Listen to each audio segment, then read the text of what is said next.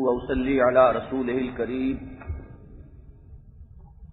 أما بعد فأعوذ بالله من الشيطان الرجيم بسم الله الرحمن الرحيم رسلا مبشرين ومنذرين لئلا يكون للناس على الله حجة بعد الرسل وكان الله عزيزا حكيما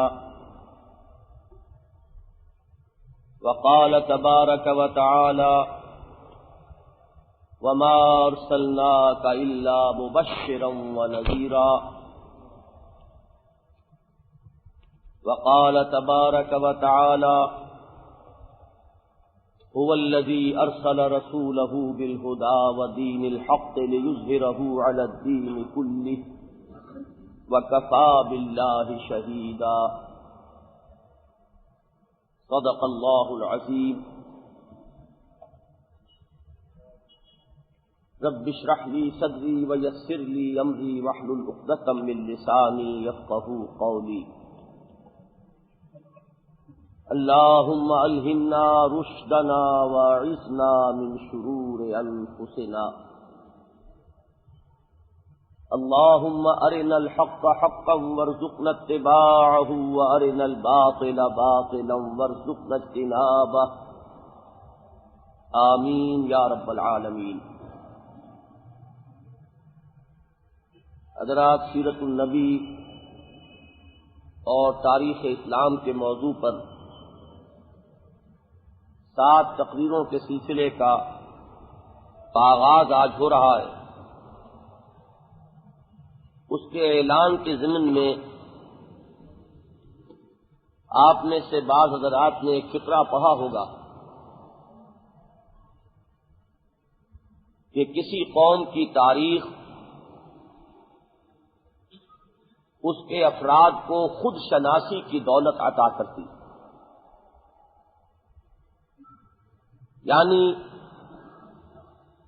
اگر کوئی قوم یا کوئی امت اپنی تاریخ سے غافل ہو جائے، ذہناً غیر متعلق ہو جائے، تو یہ بالکل ایسے ہے کہ جیسے کوئی شخص اپنے آپ سے غافل ہو جائے، اپنے آپ کو بھول جائے، خود فراموشی کی ایک کیفیت میں مبتلا ہو جائے۔ تاریخ در حقیقت ایک قوم کی اجتماعی یادداشت ہوتی ہے، اس سے اس قوم کے افراد کو یہ بات معلوم ہوتی ہے کہ ہم کون ہیں، ہماری روایات کیا ہیں۔ ہم اگر کوئی بامقصد گروہ یا جماعت تھے تو ہمارا اصل مقصد کیا تھا، اس کے اعتبار سے ہم اس وقت کہاں کھڑے ہیں، ہماری اجتماعی جدوجہد کا رخ کیا ہونا چاہیے، یہ تمام امور جو ہے وہ در حقیقت اپنی تاریخ کے صحیح فہم سے اس قوم کو میسر آ سکتے ہیں۔ اور اگر تاریخ سے کوئی قوم غافل ہو جائے یا اس کا کوئی ڈسٹارٹڈ ورژن، کوئی مس شدہ تصور اگر اس کے سامنے رہے تو اس کے معنی یہ ہے کہ وہ قوم اپنے اجتماعی نسب العین سے غافل ہے۔ اور اس کی مجھے یہاں زیادہ وضاحت کی ضرورت محسوس نہیں ہوتی کہ کوئی قوم اور کوئی مجموعہ افراد کسی اجتماعی نسب العین کے بغیر کوئی باوقار اور باعزت اپنا وجود برقرار نہیں رکھ سکتا۔ ویسے رہنے کو رہے کوئی قوم، اس کا کوئی وقار نہ ہو، اس کی کوئی عزت نہ ہو، اس کی کوئی حیثیت نہ ہو، اقوام عالم میں اسے کسی معاملے میں کوئی اہمیت نہ دی جائے، یہ بات دوسری ہے۔ جیسے کہ اس وقت ہم جی رہے ہیں،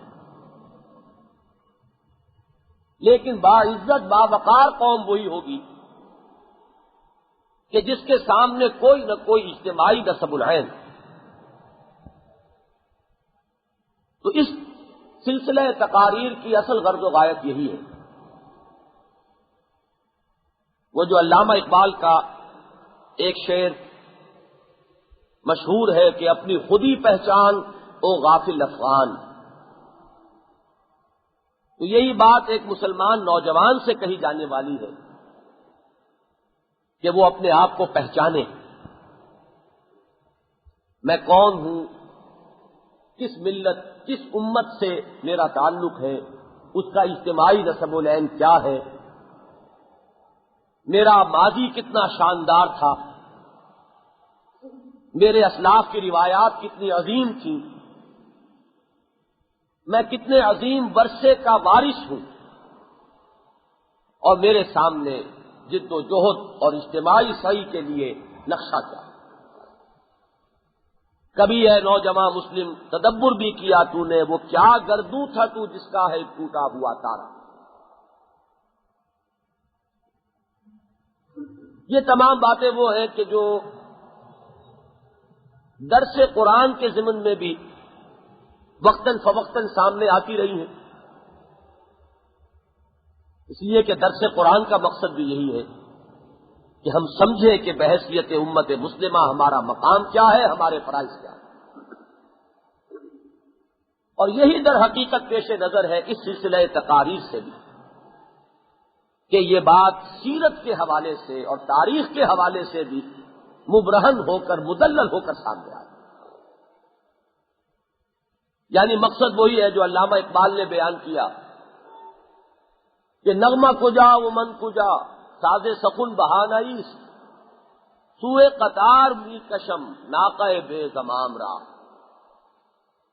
یہ شعر و سخن، یہ غزل گوئی، شعر گوئی، یہ اپنی جگہ مقصود نہیں ہے۔ مرا یاراں غزل خانے شمردن، مجھ پر تو ظلم کیا ہے میرے ساتھیوں اور دوستوں نے کہ مجھے غزل خاں سمجھا۔ کیسا پیارا انداز ہے احتجاج کا علامہ اقبال کا۔ شاعری زی مثنوی مقصود نیست، شاعری تو میرا مقصد ہی نہیں، مقصد یہ ہے کہ سوئے قطار می کشم ناقہ بے زمام را۔ بڑی پیاری تشبیہ ہے۔ ایک قافلہ تھا،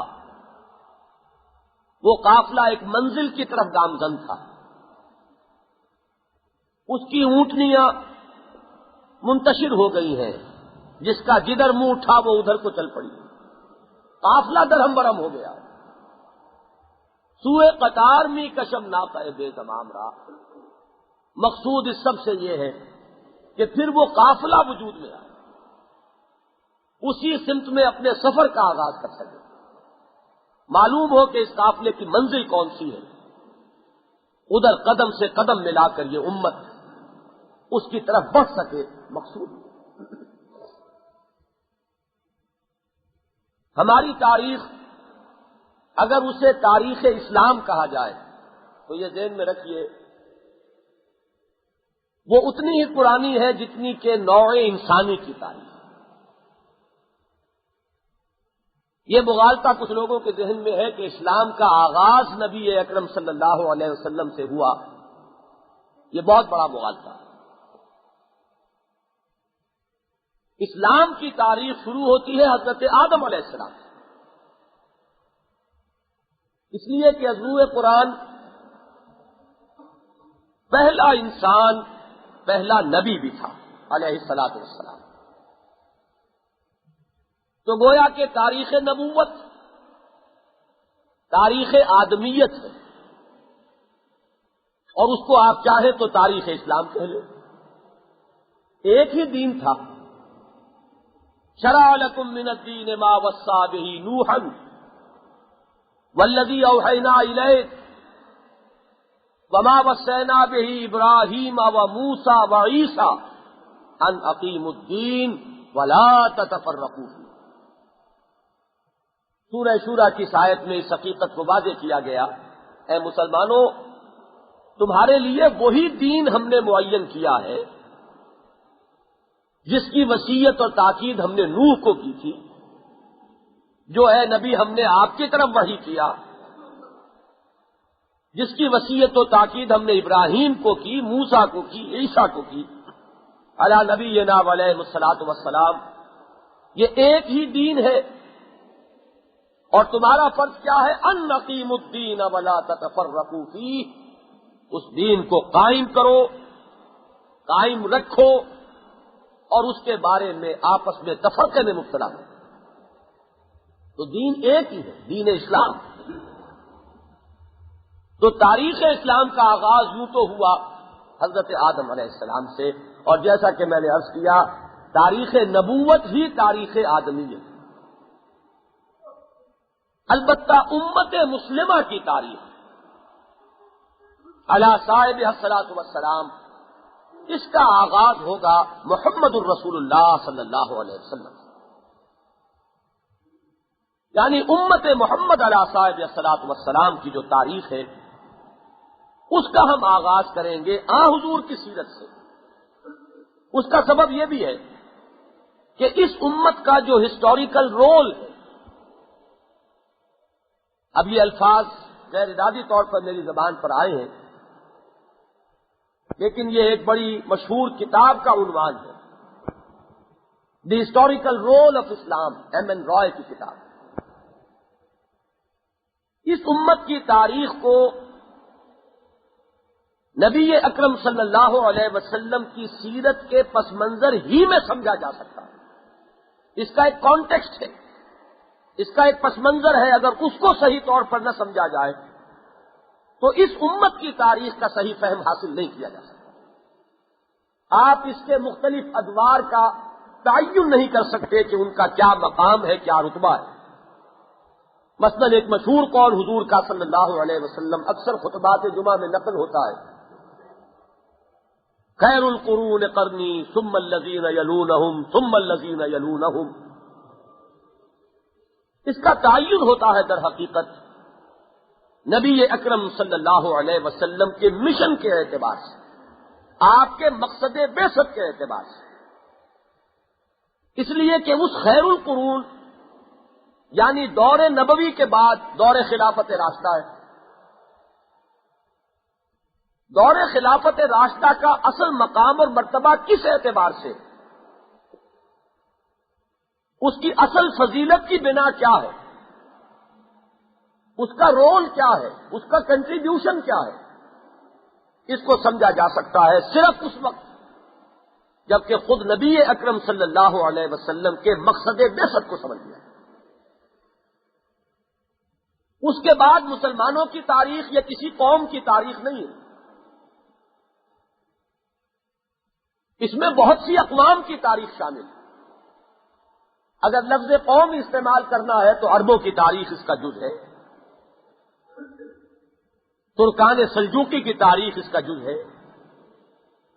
ترکان عثمانی کی تاریخ اس کا جز ہے، ترکان تیموری کی تاریخ اس کا جز ہے، بربر کی تاریخ اس کا جز ہے. بہت سی اقوام کی تاریخ مل کر مسلمانوں کی تاریخ بنتی ہے. لیکن جب آپ امت مسلمہ کی تاریخ کو سمجھنا چاہیں گے تو اس کو اسی حوالے سے سمجھا جا سکے گا کہ اس امت کی غرض تاسیس کیا تھی، اس کو برپا کس لیے کیا گیا، اس کا اجتماعی نصب العین کیا تھا، اور اس کے حوالے سے اس کی تاریخ کے ادوار کون سے. قومیں آئیں، قومیں گئیں، عرب ابھرے، عرب گرے، ترک ابھرے، ترک گرے. قوموں کا عروج و زوال اپنی جگہ. سوال یہ ہے کہ اس مشن کا کیا معاملہ ہوا جو محمد عربی صلی اللہ علیہ وسلم اپنی امت کے حوالے کر گئے،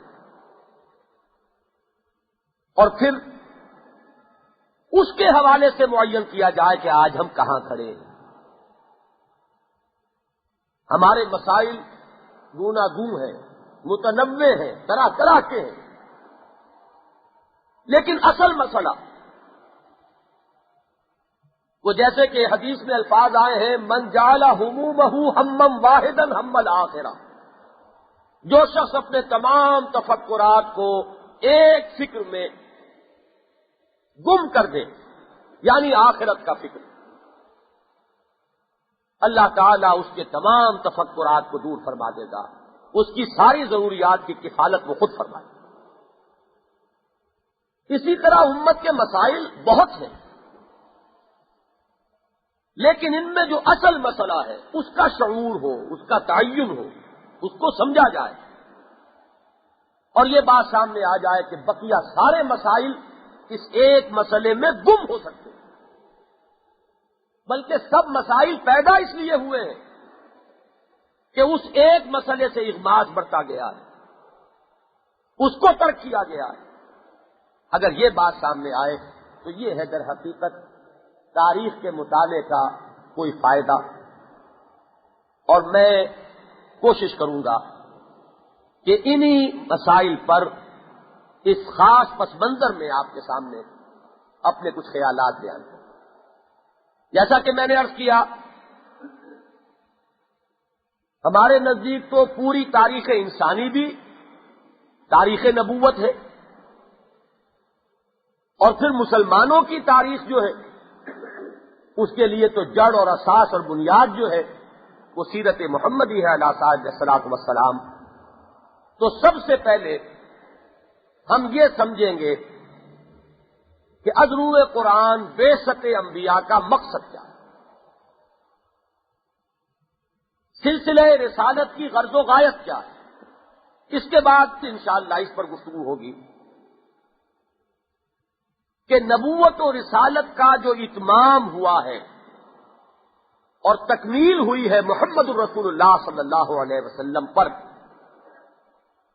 جس کے نتیجے میں ختم نبوت واقع ہوئی، اس کے کیا لوازم ہیں، اس کے کیا نتائج ہیں، اس کی کیا امپلیکیشنز ہیں، اور پرسوں سے انشاءاللہ پھر سیرت النبی کا بھی واقعاتی انداز میں بیان ہوگا، پھر خلافت راشدہ کا اس کے پس منظر میں، اور پھر تاریخ امت محمد کا علیہ الصلوۃ والسلام۔ آج کے موضوع میں پہلے یہ بات سمجھ لیجئے کہ نبوت اور رسالت دو الفاظ بھی ہیں، دو اصطلاحات بھی ہیں، اور ان میں سے ہر ایک کا ایک جداگانہ مفہوم بھی۔ لیکن میری آج کی گفتگو کے اعتبار سے یہ دونوں الفاظ مترادفات کی حیثیت سے، ہم معنی الفاظ کی حیثیت سے سامنے آئیں گے۔ میں نے یہ بات پہلے بھی ظاہر کی ہے، یہ ہمارے ہاں ایک بڑا علمی مسئلہ رہا ہے، آیا یہ نبوت اور رسالت بالکل ہم معنی الفاظ ہے یا ان کا کوئی جدا مفہوم بھی ہے؟ اگر ان میں فرق ہے اور امتیاز ہے تو کس بنیاد پر؟ اس میں میری بھی ایک رائے ہے جو مختلف اوقات میں ظاہر کرتا رہا ہوں۔ اجمالاً یہ کہ نبوت ایک ذاتی حیثیت، ایک ذاتی مرتبہ ہے، اور رسالت ایک فرض منصبی ہے۔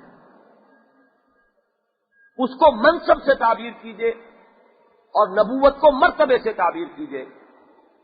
اور سادہ سی مثال یہ کہ ہمارے ہاں ایک سی ایس پی، یہ کاڈر ہے، ایک سطح ہے، ایک مرتبہ ہے، جو اس کو کوالیفائی کر لیتا ہے،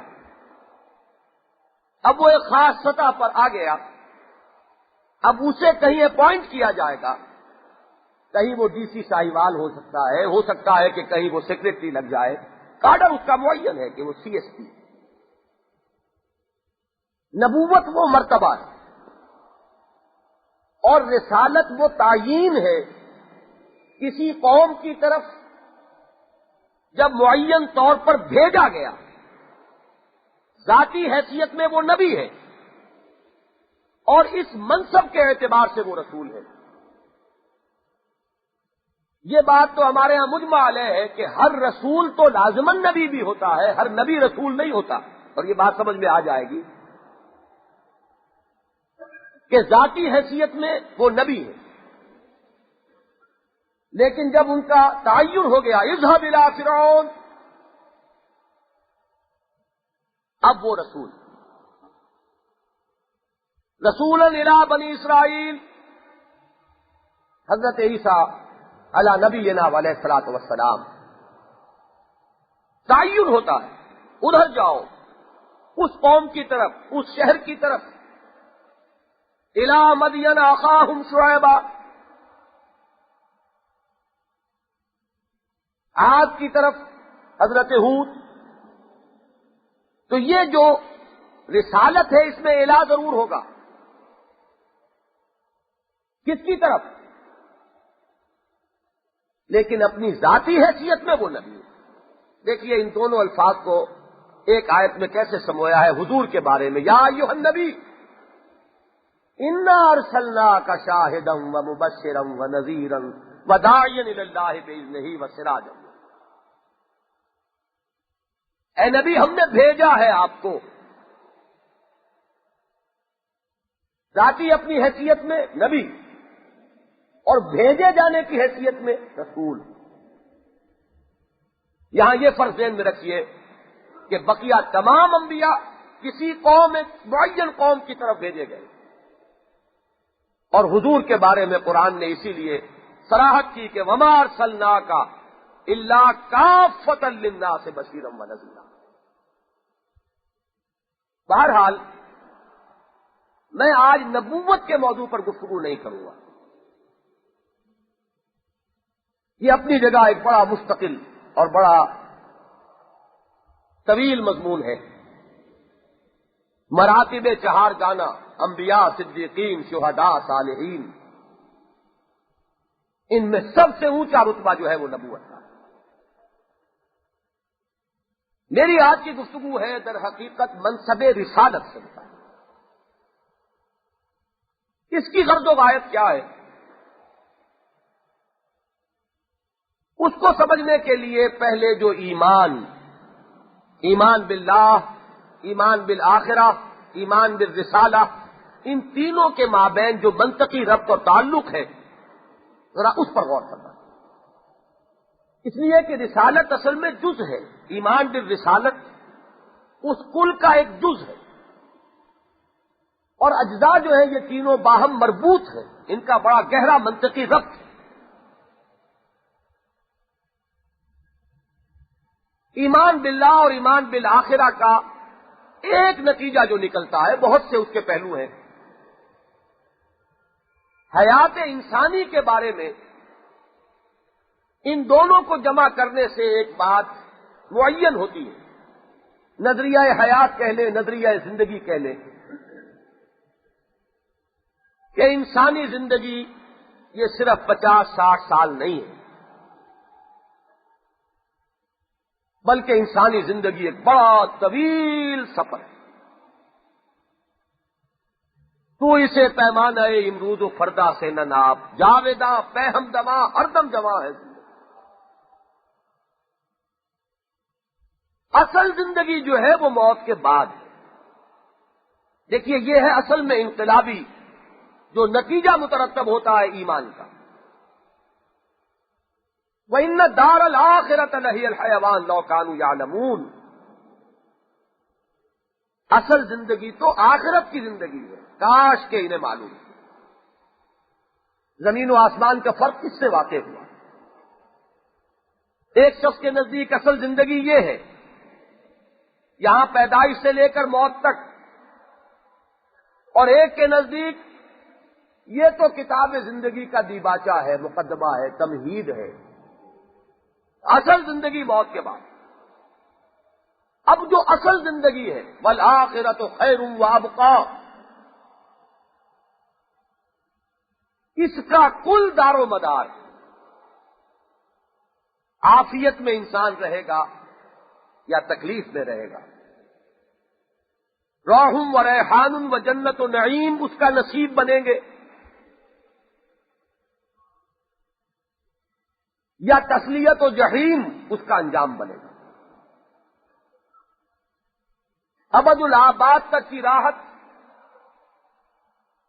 یا ہمیشہ ہمیشہ کا عذاب، اس کا فیصلہ ہوگا یوم الآخرہ. آپ کے ایمانیات میں بڑا ہی پیوٹل، بڑا مرکزی ایمان. آمنت باللہ وملائکتہ وکتبہ ورسلہ والیوم الآخر والقدر خیرہ وشرہ من اللہ تعالی والبعث بعد الموت. اس یوم الآخر کا محاسبہ وہ فیصلہ کرے، جو اس روز کامیاب ہوا وہ کامیاب، اور جو اس روز ناکام ہوا وہ ناکام، خائب و خاسر، تباہ و برباد۔ سورہ تغابن میں فرمایا ذالک یوم التغابن، ہار اور جیت کے فیصلے کا دن وہ ہے۔ اب آپ سوچئے، ایمان اگر واقعتاً کہیں ذہن اور قلب میں شعوری سطح پر کچھ بھی جگہ بنا لے تو انسان کی سوچ کس قدر بدل جائے، ویلیوز بدلیں گی، نقطہ نظر بدل جائے۔ اصل فیصلہ کن چیز جو ہے وہ یہ ایمان بالآخرہ، یوم الآخرہ کا یقین۔ اس محاسبہ اخروی کی بنیاد کیا ہے، یہاں سے بات سمجھیے تو فلسفہ رسالت سمجھ میں آئے۔ یہ فیصلہ کہ کون جیتا کون ہارا، کون کامیاب کون ناکام، یہ تو ہوگا اس دن، لیکن اس دن کے محاسبے کی بنیاد کیا ہے؟ امتحان لیا جاتا ہے کچھ پڑھا کر، حساب لیا جاتا ہے کچھ دے کر۔ یہ جو محاسبہ ہے جس کی روح سے یہ زندگی ایک امتحانی وقفہ بن گئی، قلزم ہستی سے تو ابھرا ہے مانند حباب، اس ریاں خانے میں تیرا امتحان ہے زندگی۔ تو امتحان کی بنیاد کیا؟ محاسبہ اخروی کی اساس پر۔ سب سے پہلی چیز تو یہ سمجھیے، یہی وجہ ہے قرآن مجید ان موضوعات پر روشنی ڈالتا ہے، بنیادی باتیں۔ انا خلقنا الانسان من نطفۃ امشاج نبتلیہ فجعلناہ سمیعا بصیرا، ہم نے انسان کو ملے جلے نطفے سے پیدا کیا تاکہ اسے پرکھیں، جانچیں، آزمائیں، پس ہم نے اسے سمیع اور بصیر بنایا۔ یہاں یہ کلمہ فا بہت اہم ہے۔ پس جب امتحان لینا ہے تو کچھ صلاحیتیں دی ہیں، ذمہ داری ڈالی ہے تو کچھ استعداد بھی پیدا کیے، مسئول بنایا ہے تو کچھ دے کر بنایا ہے۔ ہم نے اس کو سمیع اور بصیر بنایا ہے، سماعت اور بصارت دے کر، عقل اور شعور کی قوتیں دے کر بھیجا، اور اس سے بھی آگے بڑھ کر خیر و شر کی معرفت اور تمیز دے کر بھیجا۔ انسان اس کا محتاج نہیں ہے کہ کوئی اسے بتائے کہ یہ نیکی ہے اور یہ بدی ہے۔ وَنَفْسٍ وَمَا سَوَّاهَا فَأَلْهَمَهَا فُجُورَهَا وَتَقْوَاهَا، نفس انسانی اور جو اسے تیار کیا، اس کی نوک پلک سنواری اور اس کو فجور اور تقویٰ کا علم الہامی طور پر عطا کیا۔ وہ جانتا ہے کہ کیا بدی ہے اور کیا نیکی ہے، کیا شر ہے اور کیا خیر ہے۔ انسان اندھا بہرا نہیں یہاں آیا۔ اتنے بڑے امتحان میں ایسا نہیں ہے کہ بغیر کوئی استعداد دیے ہوئے اسے جھونک دیا گیا ہو، یہ ظلم ہوتا۔ بہت بڑا امتحان، لیکن ہم نے یہ کچھ دے کر بھیجا۔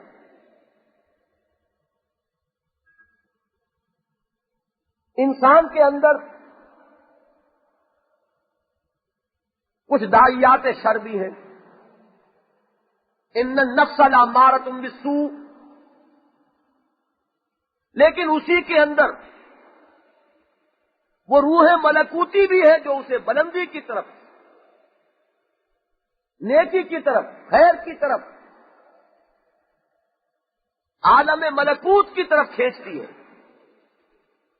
جہاں وہ نفس امارہ ہے جو پستی کی طرف، عالم سفلی کی طرف، برائی کی طرف کھینچنے والا ہے، وہی وہ روح ملکوتی بھی ہے جو اسے عالم علوی اور عالم ملکوت کی طرف پرواز کرنے کے لیے آمادہ ہے۔ اسی طرح خارج میں یہ بات تو بہت معلوم اور معروف ہے، کون مسلمان ہے جو نہیں جانتا ہوگا، کچھ غیر مرئی قوتیں بھی ہیں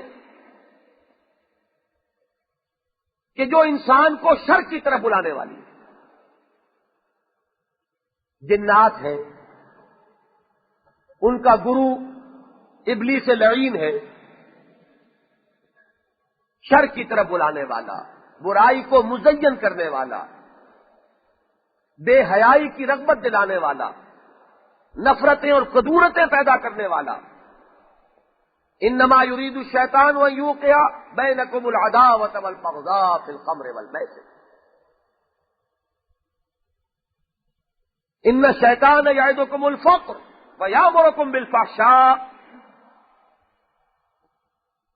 انہ یراکم هو وقبیلہ من حیث لا ترونہم۔ وہ تم پر حملہ کرتے ہیں اور تمہارے لیے گھات میں بیٹھتے ہیں، وہ بھی اور اس کا قبیل، اس کی ذریت مانوی و صلبی، جہاں سے کہ تم انہیں دیکھتے نہیں، غیر مرئی ہے۔ اسی طرح غیر مرئی قوت خیر کی بھی موجود ہے۔ یہ چیز ذرا اس دور میں کچھ مادہ پرستی کا تصور، کچھ ریشنلزم، کچھ سائنٹیفک ایٹیٹیوڈ، اس کی وجہ سے یہ حقیقت کچھ اوجل ہو چکی ہے بہت بڑی حقیقت۔ ملائکہ ہیں جو خیر کی طرف بلا رہے ہیں، نیکوں کی پیٹھ ٹھوکنے والے، شاباش دینے والے، ان کی تثبیت قلبی کا ذریعہ بنتے ہیں۔ ان ثبتوا الذین آمنوا، اہل ایمان کے پاؤں جما دو۔ پاؤں جمتے ہیں جب دل جمع ہوا۔ ان الذین قالوا ربنا اللہ ثم استقاموا تتنزل علیہم الملائکہ الا تخافوا ولا تحزنوا وابشروا بالجنۃ التی کنتم توعدون۔ یہ یوں سمجھیے کہ ایک جنگ ہے خیر و شر کی، انسان کے اندر بھی اور خارج میں بھی۔ اندر بھی خیر کی طاقت بھی ہے، شر کی بھی ہے، باہر بھی داعیان خیر بھی ہے، داعیان شر بھی ہے۔ گویا کہ ایک بڑا ہی متوازن قسم کی قوتیں جو ہیں ایک دوسرے کو بیلنس کر رہی ہیں۔ ان حالات میں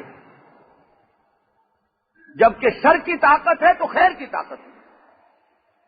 انسان کو سماعت اور بصارت بھی دی گئی، عقل اور شعور کی بھی قوتیں عطا کی گئی، نیکی اور بدی کی تمیز بھی عطا کی گئی ہے۔ ہر انسان اپنی جگہ پر مسئول ہے، ذمہ دار ہے، جواب دہ ہے، خواہ کوئی نبی آئے نہ آئے، کوئی وحی نازل ہو نہ ہو، کسی رسول کو بھیجا جاتا یا نہ بھیجا جاتا، انسان مسئول ہے ان استعدادات کی بنیاد پر کہ جو اس کے اندر اس کی فطرت میں بدی ہے۔ یہاں سے وہ مسئلہ حل ہوتا ہے، بعض حضرات کو اشکال ہوتا ہے کہ جن لوگوں تک نبی کی دعوت نہیں پہنچی ان کا محاسبہ کیسے ہوگا؟ تو یہ بات جان لیجئے کہ ہر انسان اپنی جگہ مسئول ہے، اللہ تعالی کی حجت اس پر قائم ہے۔ جعلناہ سمیعا بصیرا۔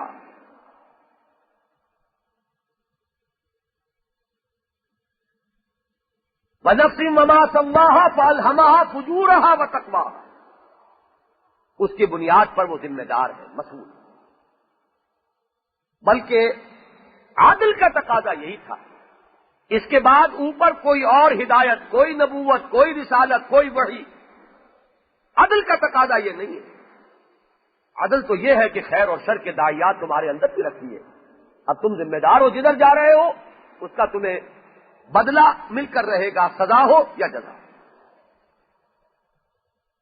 لیکن رحمت خدا بندی متقاضی ہے۔ یہاں سے اس لفظ کو سمجھیے، وما ارسلناک الا رحمتا للعالمین۔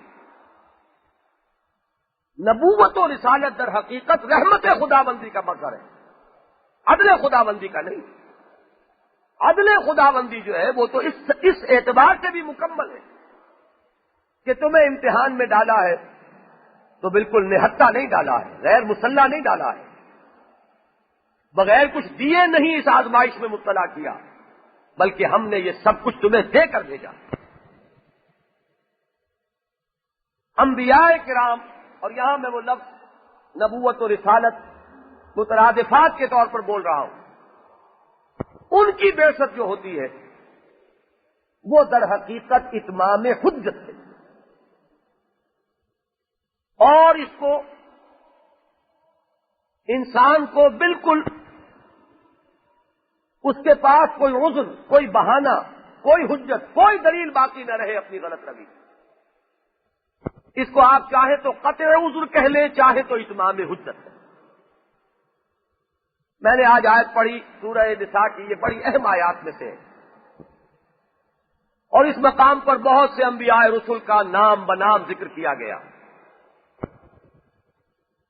اور اس کے بعد فرمایا رسلم مبشرین و منذرین لئلا یکون للناس علی اللہ حجۃ بعد الرسل وکان اللہ عزیزا حکیما۔ رسولوں کو ہم نے بھیجا مبشر اور نذیر بنا کر، اور یہ دونوں الفاظ قرآن مجید میں بکثرت آئے ہیں رسولوں کے بارے میں۔ وما ارسلناک الا مبشرا ونذیرا، سورہ بنی اسرائیل میں حضور سے خطاب کر کے فرمایا۔ سورہ کہف میں اس کو جمع کے صیغے میں لائے، وما نرسل المرسلین الا مبشرین ومنذرین، ہم نہیں بھیجتے اپنے رسولوں کو مگر مبشر اور نذیر بنا کر۔ رسولم مبشرین ومنذرین، رسولوں کو ہم نے بھیجا بشیر اور نذیر بنا کر، لئلا یکون للناس علی اللہ حجۃ بعد الرسل، تاکہ نہ رہ جائے للناس لوگوں کے لیے، لوگوں کے حق میں۔ عربی زبان میں لام اور علا کا استعمال ہوتا ہے ایک دوسرے کی ضد کے طور پر۔ ایک حجت، ایک دلیل کسی کے حق میں ہے، کسی کے خلاف ہے۔ ایک گواہی، ایک شہادت کسی کے حق میں ہے، کسی کے خلاف ہے، وہی گواہی۔ فریقین ہیں مقدمے کے، کسی کے حق میں جائے گی تو کسی کے خلاف جائے گی۔ جس کے حق میں ہوگی اس کے لیے لام کا لفظ آئے گا۔ کونوا شہداء للہ، گواہ بن جاؤ اللہ کے لیے، اللہ کے حق میں۔ اور یہاں لفظ دونوں آ گئے، اس حدیث میں بھی دونوں آتے ہیں، القرآن حجت لک او علیک۔ قرآن یا تو حجت ہے تمہارے حق میں یا تمہارے خلاف، اس کو اپنا امام بناؤ، رہنما بناؤ، اس کے پیچھے چلو، یہ تمہارے حق میں دلیل ہو گیا۔ اس کے ہونے کے باوجود، اس کو پڑھنے کے باوجود، اس کو سمجھنے کے باوجود غلط راستے پر چلے تو یہ اب تمہارے خلاف دلیل بن گئے۔ لئلا یکون للناس علی اللہ حجۃ، تاکہ نہ رہ جائے لوگوں کے حق میں، لوگوں کے پاس اللہ کے مقابلے میں کوئی دلیل۔ اللہ کے مقابلے میں دلیل کہ اللہ ہمیں معلوم نہیں تھا تو چاہتا کیا ہے، اے اللہ ہم تو نہیں جانتے تھے کہ یہ چیز تو نے حرام کی۔ اس عذر کو ختم کرنے کے لیے، قطع عذر، اتمام حجت کے لیے ہم نے رسولوں کو مبشر اور نذیر بنا کر بھیجا۔ لئلا یکون للناس علی اللہ حجۃ بعد الرسل وکان اللہ عزیزا حکیما، اور اللہ تعالی عزیز بھی ہے، زبردست بھی ہے اور حکیم بھی۔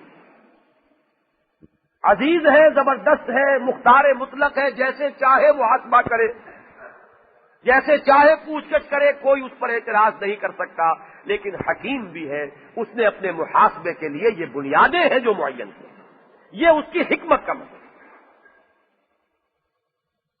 یہی ساتھ ہی نوٹ کر لیجئے ان الفاظ کو بھی کہ مبشر اور نذیر بن کر آتے ہیں، یہ بھی فلسفہ نبوت و رسالت کے ساتھ اس کا بڑا گہرا تعلق ہے۔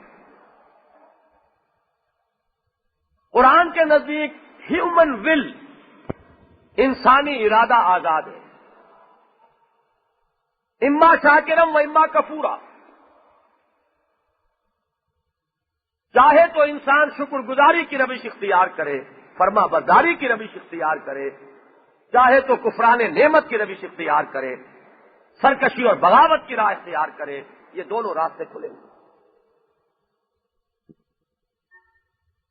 لہذا انسان کا فیصلہ ہے اصل، کوئی چیز بھی ثانوی درجے میں خیر یا شر کے لیے مؤید ہو سکتی ہے، تائیدی ہو سکتی ہے۔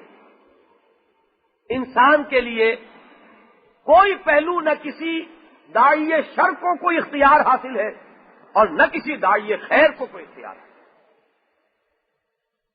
قرآن مجید میں شیطان لعین کے بارے میں تو بار بار آیا ہے، ان عبادی لیس لک علیہم سلطان الا من اتبعک من الغاوین، میرے بندوں پر تجھے اختیار کوئی نہیں ہوگا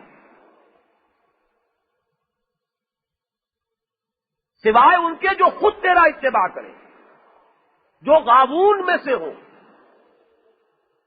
ان کی سوچ ان کی طلب خود کج ہو چکی ہے اور وہ تیرا اتباع کرے، انہیں تو جہاں چاہے لے جا، جس کھائی میں چاہے جا کر گرا، لیکن میرے بندوں پر جو میرے راستے پر چلنا چاہے تجھے کوئی اختیار حاصل نہیں۔ تو یوں سمجھیے کہ جو خارج کے داعیان شر ہیں ان میں سب سے بڑا ابلیس لعین،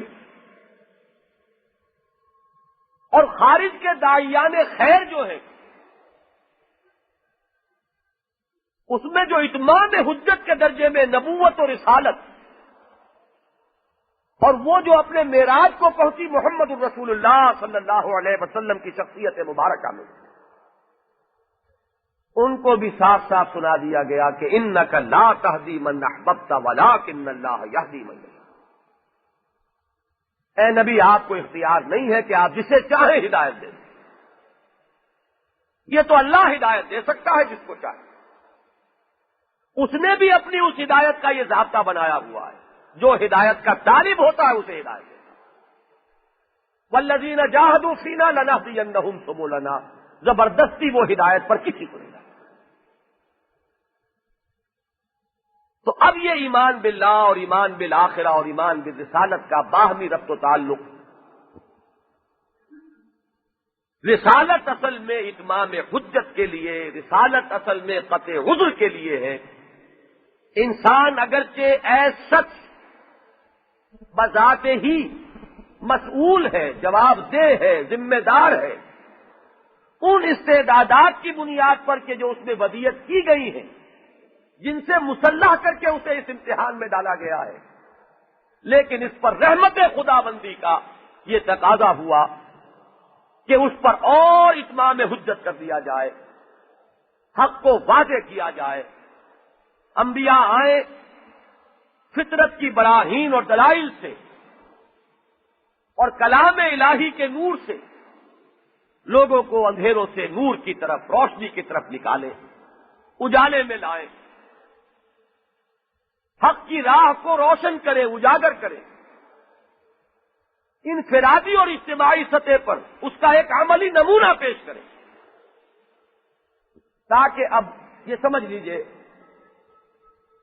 ایک حجت علمی بھی ہوتی ہے، آپ نے ایک بات کو دلائل سے ثابت کر دیا، علمی سطح پر مبرہن کر دیا، حجت قائم ہو گئی، لیکن یہ حجت قائم ہوئی انہی لوگوں پر کہ جن کی کچھ وہ علمی سطح بلند ہے،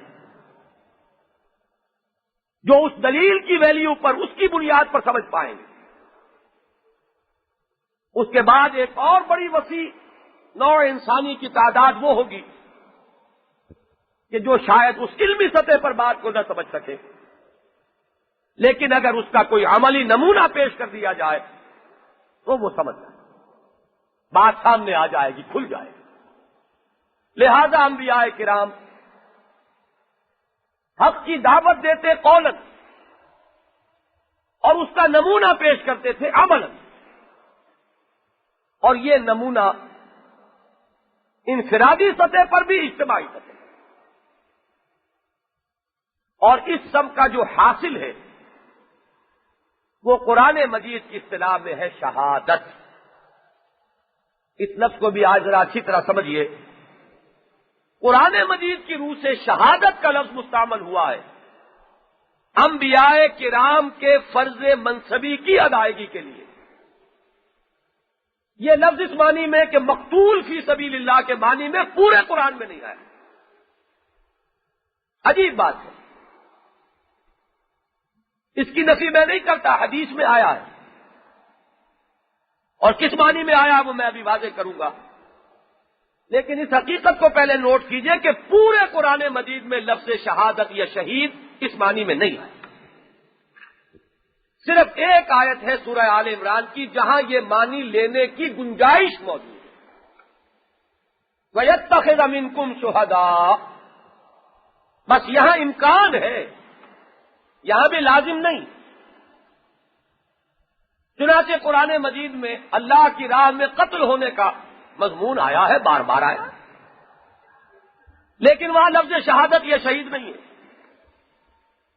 یہ سورہ بقرہ میں وَلَا تَقُولُوا لِمَن يُقْتَلُ فِي سَبِيلِ اللَّهِ أَمْوَاتٌ بَلْ أَحْيَاءٌ وَلَٰكِن لَّا تَشْعُرُونَ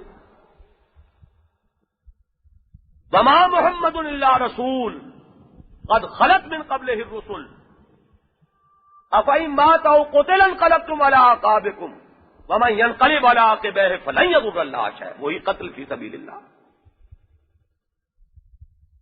صحابہ کرام کے بارے میں فرمایا یقاتلون فی سبیل اللہ فیقتلون ویقتلون، وہ اللہ کی راہ میں قتال کرتے ہیں، قتل کرتے بھی ہیں، قتل ہوتے بھی ہیں۔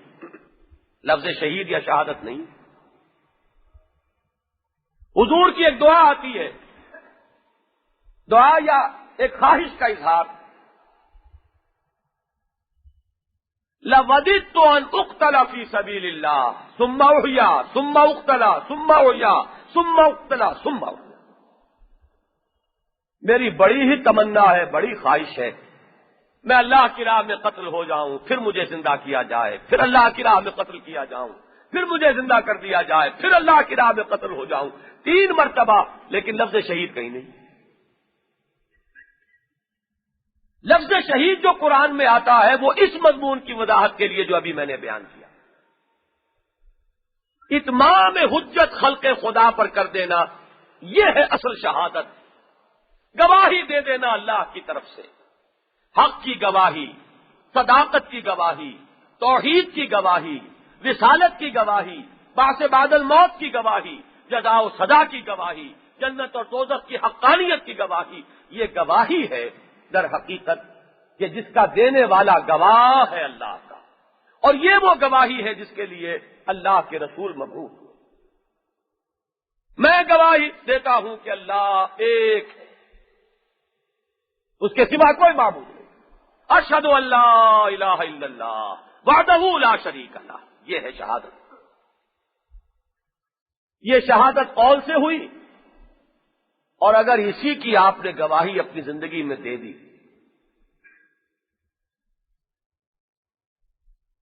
بڑا مشکل ہے۔ تمہیں گویم مسلمانم بلرزم کہ دانم مشکلات لا الہ را، اشہد ان لا الہ الا اللہ کہنا آسان، اور اس کی گواہی عملاً دینا بہت مشکل۔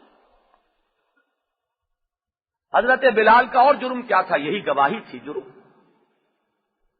احد احد احد یہی تھا، اور تو نہ کوئی چوری کی نہ ڈاکہ ڈالا، کس پاداش میں اوندھے منہ سنگلاخ زمین پر جبکہ سورج نصف النہار پر چمک رہا ہوتا تھا، کس گناہ میں اور کس پاداش میں گھسیٹے جا رہے ہیں؟ احد احد۔ یہی وجہ ہے اس لفظ شاہد کو اب نوٹ کیجئے،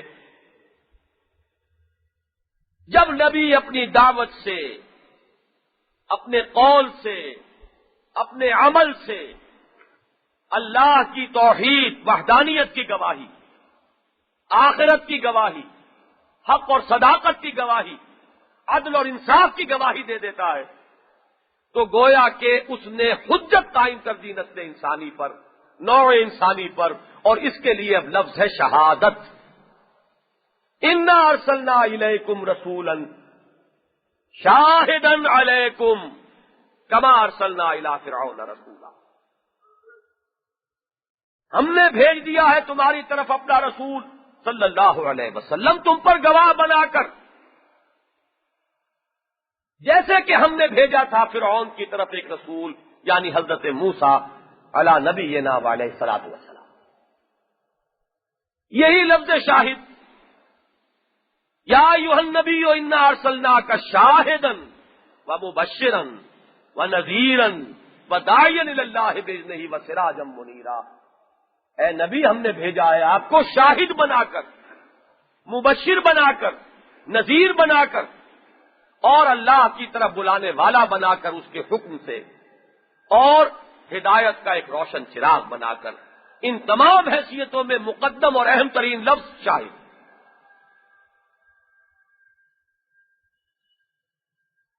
یہ ہے شہادت در حقیقت اتمام حجت کے لیے قرآن مجید کی اصطلاح، رسولوں کی بعثت اس کے لیے۔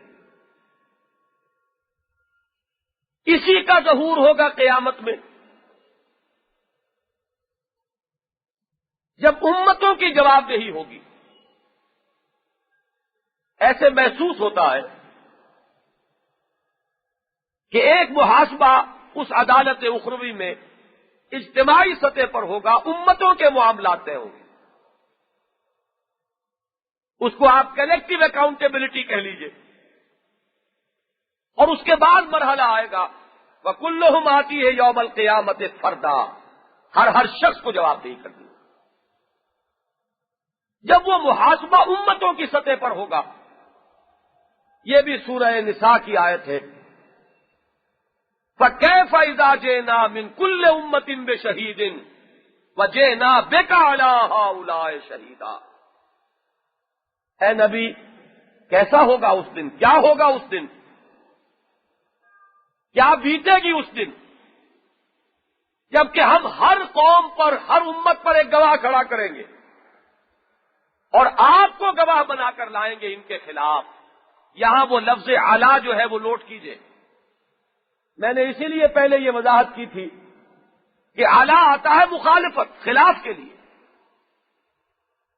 اِنَّا أَرْسَلْنَا إِلَيْكُمْ رَسُولًا شَاهِدًا عَلَيْكُمْ، تم پر گواہ، کس معنی میں کہ تم پر اتمام حجت کر دی ہے اس نے، اور قیامت میں وہ ٹیسٹیفائی کرے گا کہ اے اللہ، تیرا دین، تیری ہدایت جو مجھ تک پہنچی تھی، میں نے بلا کم و کاس ان کے سامنے پیش کیا۔ اب یہ جواب دہ ہے خود، یہ مسئول ہے اپنے طرز عمل کے، یہ پورے طور پر ذمہ دار ہے اپنے طرز عمل کے، یہ لا علمی کا بہانہ پیش نہیں کر سکتے، یہ گواہی خلاف پڑنے والی۔ اور آپ اس دور کی مروجہ جو عدالتی اصطلاحات ہیں ان میں کہہ سکتے ہیں کہ یہ سرکاری گواہ کی حیثیت سے انبیاء اور رسل پیش ہو، یہ پروزیکیوشن وٹنسز کی حیثیت سے ان کی حاضری ہوگی۔ فَكَيْفَ إِذَا جِئْنَا مِنْ كُلِّ أُمَّةٍ بِشَهِيدٍ وَجِئْنَا بِكَ عَلَىٰ هَٰؤُلَاءِ شَهِيدًا، آپ کو ان کے خلاف گواہ کھڑا کریں گے۔ اس پر نبی اکرم صلی اللہ علیہ وسلم کی آنکھوں میں آنسو آئے ہیں۔ مشہور واقعہ ہے کہ حضرت عبداللہ ابن مسعود سے حضور نے فرمائش کی کہ مجھے قرآن سناؤ۔ انہوں نے عرض کیا حضور آپ کو سناؤں، آپ پر تو قرآن نازل ہوا ہے۔ آپ نے فرمایا ہاں، مجھے دوسروں سے سن کر کچھ اور لطف آتا ہے۔ اب وہ تعمیل امر میں، امتثال امر میں انہوں نے سورہ نساء آغاز سے پڑھنی شروع کی۔ وہ نگاہیں نیچی کیے ہوئے پڑھ رہے ہیں، حضور سن رہے ہیں۔ جب اس آیت پر پہنچے تو حضور نے فرمایا حسبک حسبک، بس کرو بس کرو۔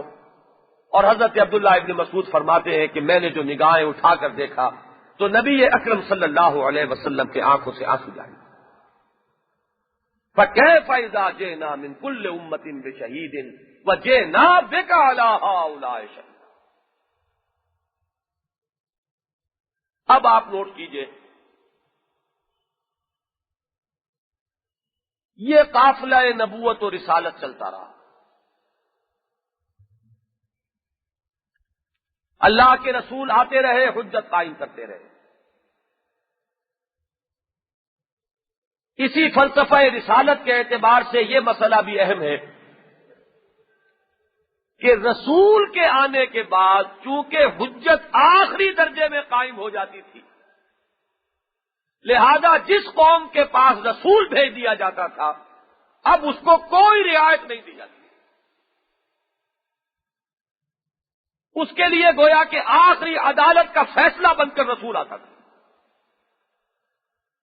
جب تک رسول نہیں آیا کوئی عذر باقی ہے، رسول کے آنے کے بعد، ہدایت کے اس طرح مبرہن ہو جانے کے بعد، حق کے اس طرح منکشف ہو جانے کے بعد، قولاً اور عملاً حجت قائم ہو چکنے کے بعد، اب بھی اگر قوم اپنے کفر پر، اپنے اعراض پر، اپنے انکار پر اڑی ہوئی ہے تو اب وہ کسی رعایت کی مستحق نہیں۔ یہی وجہ ہے کہ رسولوں کے باب میں اللہ کی سنت یہ رہی ہے کہ جس قوم کی طرف رسول بھیج دیا گیا اور اس کے باوجود وہ کفر پر، شرک پر، کجروی پر اڑی رہی تو اس کو نیست و نابود کر دیا گیا، ہلاک و برباد کر دیا گیا۔ وہ یہ جس کو قرآن مجید کبھی تعبیر کرتا ہے کہ کَأَلَّمْ يَغْنَوْا فِيهَا، وہ ایسے ہو گئے کہ جیسے کبھی تھے ہی نہیں۔ لا یرا الا مساکنہم، اب نہیں دکھتے مگر صرف ان کے مسکن، مکین نہیں رہے، مکان رہ گئے، کھنڈرات ہے جو اپنے رہنے والوں کی عبرتناک داستان سنا رہے ہیں۔ قوم نوح پر، قوم ہود پر، قوم صالح پر، قوم لوط پر، قوم شعیب پر، آل فرعون پر اللہ تعالیٰ کی اسی سنت، اللہ کے اسی قانون کے تحت عذاب آتا ہے۔ یہ معاملہ ایک اعتبار سے بڑا اہم ہے۔ حضرت مسیح علیہ السلام بھی رسول تھے۔ قرآن مجید نے صراحت کے ساتھ کہا ہے رسولاً الی بنی اسرائیل۔ میں نے ابتدا میں عرض کیا تھا نبوت اور رسالت کا ایک فرق، اس کو یہاں بھی سمجھ لیں۔ نبی اپنی ذات میں نبی ہے، رسول وہ اس وقت ہوا جب تعین کے ساتھ کسی قوم کی طرف اسے مبعوث کر دیا گیا۔ نبی کے لیے یہ شرط لازم نہیں ہے کہ وہ ضرور غالب ہو کر رہے، نبی مغلوب بھی ہو سکتا ہے،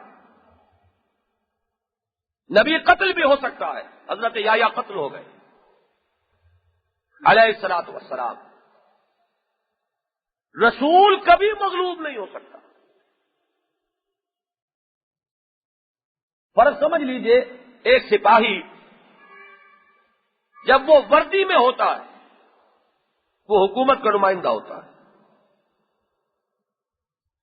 ایک سی ایس پی اپنی جگہ ہے، جو بھی کچھ ہے، ابھی اس نے کہیں ڈی سی کی حیثیت سے چارج نہیں لیا ہے، چارج لے لے گا تو اب اس کی عزت حکومت کی عزت، اس کا وقار حکومت کا وقار ہے، وہ نمائندہ ہے اس حکومت کا۔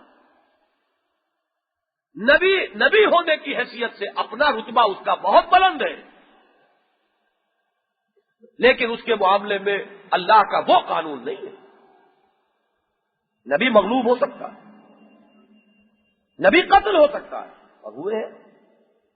بنی اسرائیل کے جو جرائم ہیں، ضربت علیہم الذلۃ والمسکنۃ وباؤوا بغضب من اللہ ذلک بانہم کانوا یکفرون بآیات اللہ ویقتلون النبیین بغیر الحق ذلک بما عصوا وکانوا یعتدون۔ انبیاء کا قتل، لیکن رسول نہیں۔ کتب اللہ لاغلبن انا ورسلی، اللہ نے لکھ دیا ہے کہ میں اور میرے رسول غالب آ کر رہے ہیں، رسول مغلوب نہیں ہو سکتا۔ حضرت نوح نے یہی تو فریاد کی تھی، انی مغلوب فانتصر، اے اللہ میں تو مغلوب ہوا چاہتا ہوں، مدد فرما، اور مدد آئی اور پوری قوم کو نیست و نابود کر دیا۔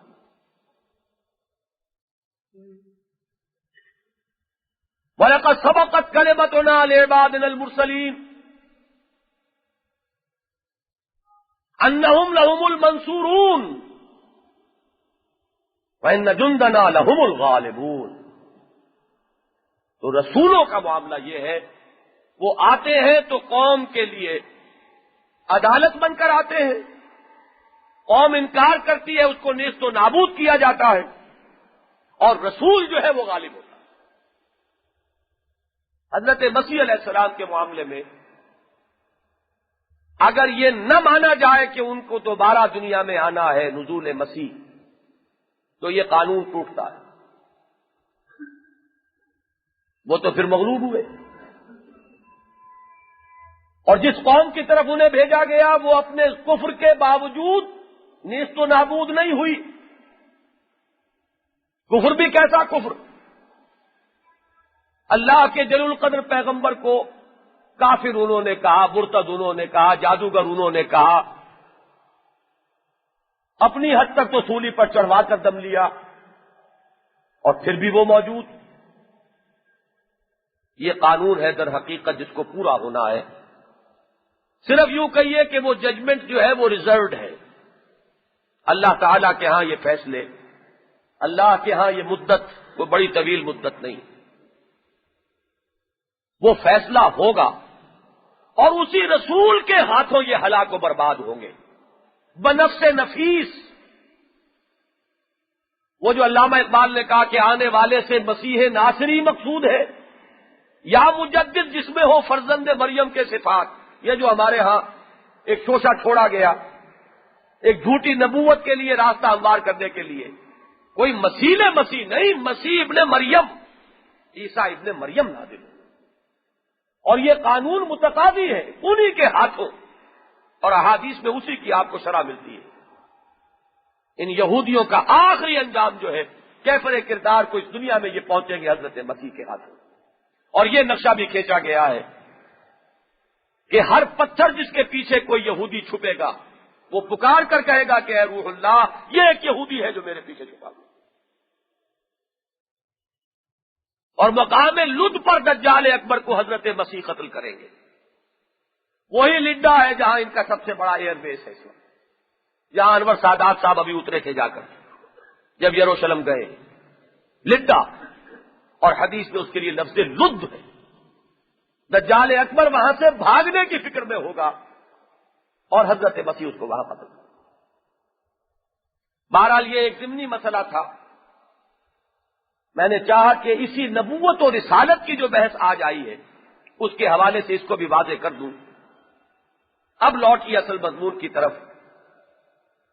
قافلہ نبوت اور رسالت چلتا رہا، اور میں نے عرض کیا تھا کہ ہمارے نزدیک تاریخ نبوت تاریخ آدمیت ہے.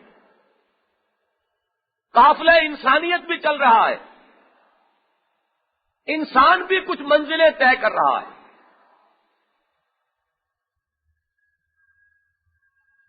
دو اعتبارات سے اس کو ذہن میں رکھیے جس سے کہ ختم نبوت کا تعلق آئے گا. اور میں نے آج بھی عرض کیا کہ اگرچہ 100% درست ہے کہ حضور پر نبوت ختم ہو گئی، کوئی شک نہیں، لیکن اس کا ایک اہم تر پہلو ہے، بدقسمتی سے اس کی طرف زیادہ توجہ نہیں دی جاتی. صرف ختم نہیں ہوئی، حضور پر نبوت و رسالت کا اتمام ہوا ہے، تکمیل ہوئی. مجرد ختم ہو جانا یہ فضیلت نہیں ہے، سوچئے. بلکہ اس پر تو ایک منطقی طور پر تو اعتراض بھی وارد ہو سکتا ہے کہ ایک فضیلت تھی جس کو ختم کر دیا گیا، ایک سلسلہ فیض تھا جو بند ہو گیا. صرف ختم نہیں، ختم ہوا ہے معاملہ اتمام کو پہنچنے کے بعد، کمال کو پہنچنے کے بعد. الیوم اکملت لکم دینکم واتممت علیکم نعمتی، یہ دونوں الفاظ قرآن کے ہیں، اکمال بھی اور اتمام بھی.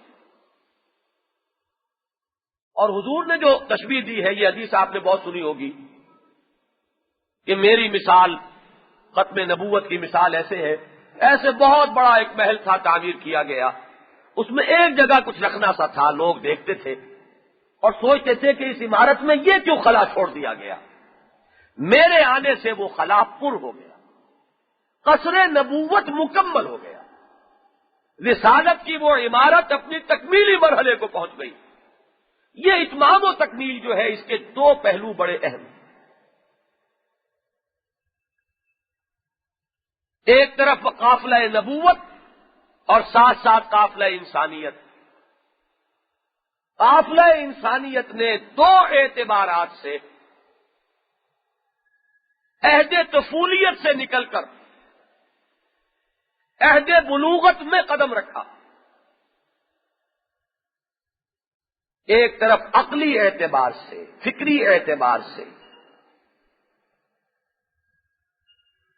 انبیاء کا معاملہ ایک طرف رکھیے، ان کو اللہ جو شعور نبوت جو عطا کرتا ہے وہ ایک ایکسپشنل چیز ہے۔ بحیثیت مجموعی اس میں کوئی شک نہیں ہے کہ نسل انسانی نے عقل کے ارتقائی مراحل طے کیے۔ شعور نبوت وہ بھی ہے، کسبی نہیں ہے۔ وہ بھی چیز اگر حضرت آدم کو ہی اللہ نے پورا شعور عطا کیا تو اس میں کوئی تعجب والی بات نہیں، کوئی نقیض نہیں ہے اس قاعدہ کلیہ سے۔ بحیثیت مجموعی اس میں کوئی شک نہیں ہے کہ نسل انسانی نے شعور، عقلی بلوغ کے لیے منزلیں طے کی ہیں۔ دوسری طرف انسان نے اجتماعی سفر طے کیا ہے، تمدن کا سفر طے کیا ہے، مل جل کر رہنے کا نظام بنایا ہے، اور اس کے بھی تدریجی مراحل ہیں۔ سوچ، فکر، عقل، اس کا بھی ارتقائی سفر ہے،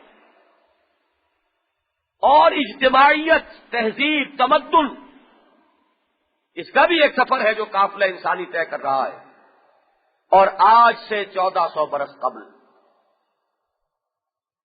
وہ وقت آیا کہ محمد عربی صلی اللہ علیہ وسلم کی بعثت ہوئی۔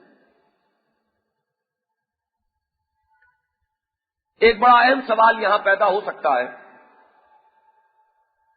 اور آپ کو معلوم ہے کہ سوال پیدا ہوتے ہیں تو علم آگے بڑھتا ہے۔ سوچ جو ہے ترقی کرتی ہے جب سوال سامنے آئے۔ کوئی سوال ہی نہ ہو تو فہم میں، قوت نظری میں، قوت فکری میں کوئی ترقی نہ ہو۔ کیا سبب ہے کہ یہ وقت تھا جو منتخب کیا گیا، آخری نبوت، کامل نبوت، آخری رسالت، اس کے لیے آج سے 1400 برس قبل کا وقت کیوں معین؟ 1000 سال پہلے کیوں نہیں؟ 1000 سال بعد کیوں نہیں؟ اللہ کا کوئی فیصلہ فعل الحکیم لا یخلو عن الحکمہ، حکمت سے خالی نہیں۔ سوال سامنے رکھیے، جواب تلاش کیجئے، شاید حکمت خداوندی سے کچھ حصہ میسر آ جائے۔ ایک بات تو وہ جو اس مرتبہ سیرت کانفرنس میں محترم پروفیسر یوسف سلیم چشتی صاحب کے مقالے کا موضوع تھی، اگرچہ وہ مقالہ جو ہے وہ غالباً انہوں نے پیش ہی نہیں کیا، کچھ اور ہی تقریر کی، بات بڑی اہم ہے اور کہہ وہی سکتے تھے۔ ان کا مطالعہ بہت ہے، مذاہب کا، فلسفے کا، دونوں کا مطالعہ بہت وسیع۔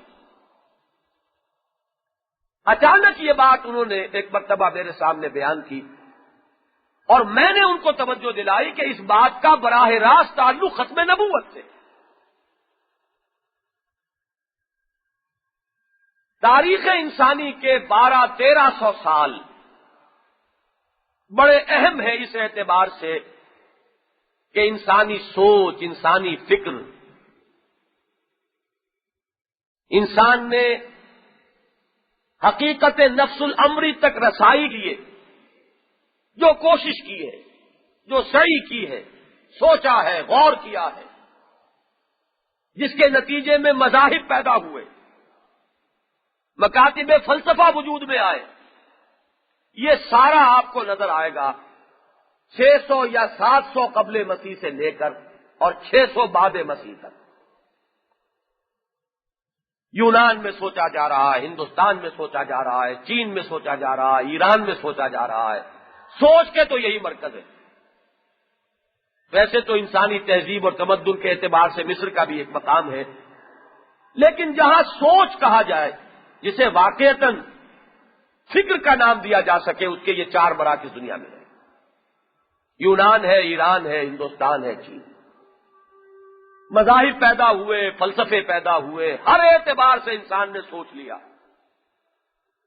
اور ان کا کہنا یہ ہے اس اس کے بعد سے کوئی نیا زاویہ نگاہ، کوئی نیا مکتب فکر بالکل وجود میں نہیں آیا۔ یہ جدید جو فلسفی ہے یورپ کی، ویسٹرن فلسفی، یہ سدائے باز گشت ہے، وہی فلسفے ہیں، وہی نظریات ہیں، ان کو دوبارہ انسان جو ہے کھنگال رہا ہے۔ نئی بوتلوں میں نئے لیبلوں کے ساتھ وہ فلسفے آئے ہیں۔ فلسفہ مکمل ہو چکا تھا جبکہ محمد عربی صلی اللہ علیہ وسلم کی بے سلام، گویا کہ اب وقت آیا کہ انسان کو وہ آخری ہدایت نامہ دے دیا جائے، جبکہ وہ سب کچھ سوچ چکا، جو سوچنے کی استعداد انسان میں بحیثیت انسان تھی بروئے کار آ چکی۔ اب اس کی سوچ کے لیے، اس کے فکر کے لیے آخری اور کامل ہدایت نامہ عطا کر دیا۔ اور ایک دوسرے پہلو سے کہ نوع انسانی نے اجتماعیت کی طرف سفر، اس کی متعدد منزلیں ہیں جو طے کر لی۔ انسان کبھی قبیلوں کی صورت میں رہتا تھا، ابھی چھوڑیے اس دور کو جبکہ قبیلے کی شکل بھی نہ ہوئی ہو۔ اجتماعیت کا نقطۂ آغاز قبیلہ ہے، ٹرائبل سسٹم۔ اب یہ بات اور ہے کہ ہمارے ہاں اب تک وہ موجود ہے۔ ہمارے بعض علاقے وہ ہیں کہ جہاں اب تک، اور سب سے بڑا وہاں کا سیاسی مسئلہ یہ ہے کہ وہاں کا پورا نظام ابھی تک اسی قبائلی نظام کے اوپر قائم ہے۔ یہ سب سے زیادہ ابتدائی فارم ہے انسانی اجتماعیت کی، قبیلہ۔ قبیلہ ایک مکمل پولیٹیکل یونٹ بھی ہے، مکمل معاشرتی یونٹ بھی ہے، معاشی یونٹ بھی ہے۔ گویا کہ کل اجتماعیات انسانیہ اس قبیلے کی شکل میں اپنا انہوں نے ایک حیت اختیار کر۔ اس سے آگے چلیے، کچھ قبیلوں نے مل جل کر رہنا شروع کیا ایک شہر میں، اور شہری ریاستیں وجود میں آئی۔ یہاں ذرا یہ نقطہ ذہن میں رہے کہ حضور کی بعثت کے وقت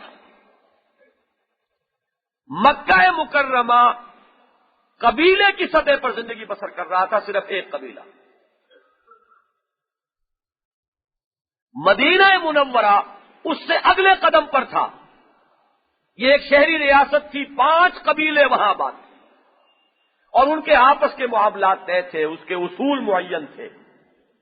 ایک کانسٹیٹیوشن کہہ لیجئے ابتدائی فارم میں، چاہے وہ لکھا ہوا نہ ہو، تو لکھے ہوئے دستور تو اب بھی دنیا میں بڑی بڑی مملکتیں ہیں جن کے نہیں ہیں، لیکن یہ ہے کہ وہ اس اجتماعی سفر میں ایک قدم آگے تھا کہ 5 قبیلے مل جل کر ایک شہری ریاست کی صورت میں زندگی بسر کر رہے ہیں۔